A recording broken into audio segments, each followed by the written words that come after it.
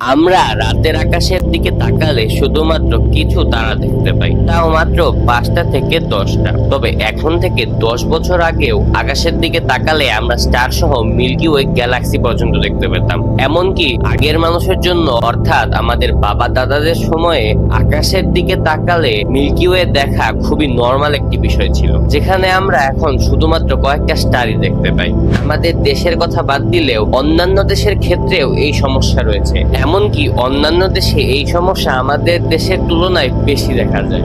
ইন্ডিয়ার দিল্লিতে অনেক কষ্টে মাত্র কয়েকটা স্টার দেখতে পাওয়া যায়। ইউএসএ তে এ সমস্যা ব্যাপকভাবে দেখা দিচ্ছে এবং এর কারণ হলো লাইট পলিউশন। আজকের এই ভিডিওতে আমরা লাইট পলিউশন এবং এর প্রভাব নিয়ে আলোচনা করব।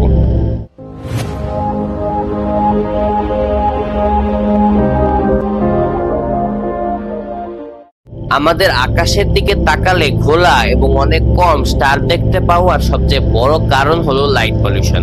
লাইট পলিউশনকে মূলত 5 ভাগে ভাগ করা যায়। এক্ষেত্রে আর্টিফিশিয়াল বা কৃত্রিম আলোর জন্য যখন আকাশে অতিরিক্ত আলো পৌঁছে যায় এবং স্টার বা সেলেস্টিয়াল কোনো অবজেক্টের ভিজিবিলিটি কমিয়ে দেয়, তখন তাকে স্কাই গ্লো বলা হয়। দ্বিতীয় পর্যায়টি হলো গ্লেয়ার। আর্টিফিশিয়াল বা কৃত্রিম আলো যখন এত উচ্চ পর্যায়ে হয়ে যায় যে মানুষের চোখ এবং পশু পাখির চোখের ভিজিবিলিটি কমিয়ে দেয়, তখন তাকে গ্লেয়ার বলে। এটি মানুষের জন্য ক্ষতিকর, যা মানুষের দৃষ্টিশক্তির উপর প্রভাব ফেলতে পারে। এবং 3 নাম্বারটি হলো লাইট ট্রেসপাস। যখন আর্টিফিশিয়াল বা কৃত্রিম আলো এমন এরিয়াতে পৌঁছে যায় যেখানে আলোর প্রয়োজন নেই, তখন তাকে লাইট ট্রেসপাস বলে। এক্ষেত্রে আমাদের ঘরের ভেতরে পৌঁছে যাওয়া ল্যাম্পপোস্টের আলো লাইট ট্রেসপাসের অংশ। 4 নাম্বারটি হলো ক্লাটার। এক্ষেত্রে কোনো উৎসব বা অ্যাডভার্টাইজমেন্টের জন্য যখন অতিরিক্ত পরিমাণ আলো ব্যবহার করে কোনো বিলবোর্ড বা কোনো বিল্ডিং এ সাজানো হয়, তখন তাকে ক্লাটার বলে। এক্ষেত্রে কিছু এরিয়াতে বিরাট পরিমাণে ডিস্ট্রাকশন ক্রিয়েট হতে পারে, যা গাড়ি দুর্ঘটনারও কারণ হয়ে যেতে পারে। 5 নাম্বারটি হলো ওভার ইলুমিনেশন। মূলত যখন প্রয়োজনীয় আলোর চেয়েও বেশি আলো ব্যবহার করা হয় এবং খারাপ ইঞ্জিনিয়ারিং এর জন্য আলোর অপচয় হয়, তখন তাকে ওভার ইলুমিনেশন বলে। ডেভেলপড কান্ট্রিগুলোতে এই সকল ওভার ইলুমিনেশন দেখা না গেলেও আন্ডার ডেভেলপড কান্ট্রি যেমন বাংলাদেশ, ইন্ডিয়া, এইসব দেশগুলোতে এই ওভার ইলুমিনেশন খুবই কমনলি দেখা যায়।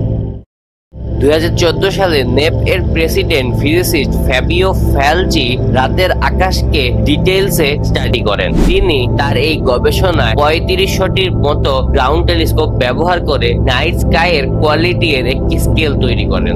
এর জন্য তিনি অ্যান্ড্রোমেডা গ্যালাক্সি, ট্রায়াঙ্গুলার গ্যালাক্সি এবং সৌরজগতের সবচেয়ে বড় গ্রহ জুপিটারকে কনসিডার করেন। তারপর তিনি ক্যালকুলেট করেন যে এগুলো আলাদা আলাদা অঞ্চল থেকে কতটুকু ব্রাইট এবং ডিম দেখাচ্ছে। তারপর তিনি এই ক্যালকুলেশনের উপর ভিত্তি করে নাইট স্কাইকে আলাদা আলাদা ক্লাসে বিভক্ত করেন এবং একটি ওয়ার্ল্ড ম্যাপ তৈরি করেন। ওয়ার্ল্ড ম্যাপটি হলো এটি।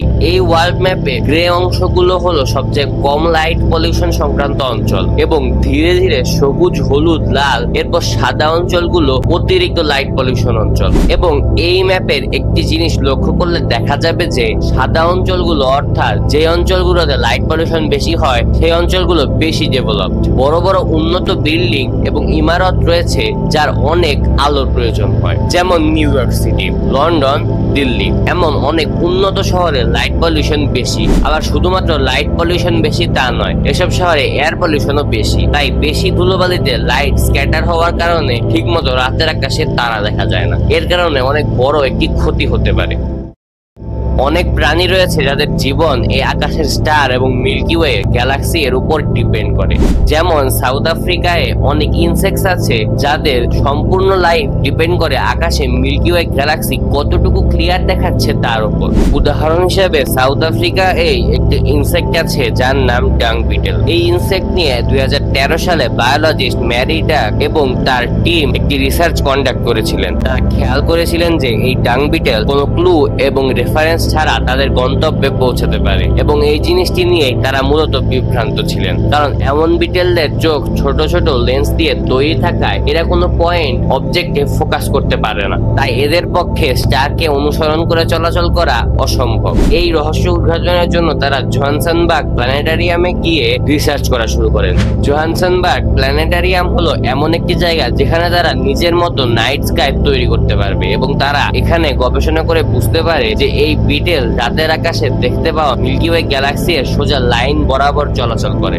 অর্থাৎ আকাশে যদি মিল্কি ওয়ে গ্যালাক্সি না দেখা যায় তাহলে এই ইনসেক্ট এদের গন্তব্যে সময় মতো পৌঁছাতে পারবে না, যার কারণে তাদের খাবার ঠিক মতো না পেলে তাদের জীবনের উপর হুমকি উঠতে পারে। এর কারণে ফুড চেইনে ক্ষতিকর প্রভাব পড়তে পারে, যা আমাদের জীবনযাত্রাকেও প্রভাবিত করতে পারে। এবং শুধু ডাং বিটেলই একমাত্র ইনসেক্ট নয় যারা এমন আকাশের উপর নির্ভর করে জীবনযাপন করে।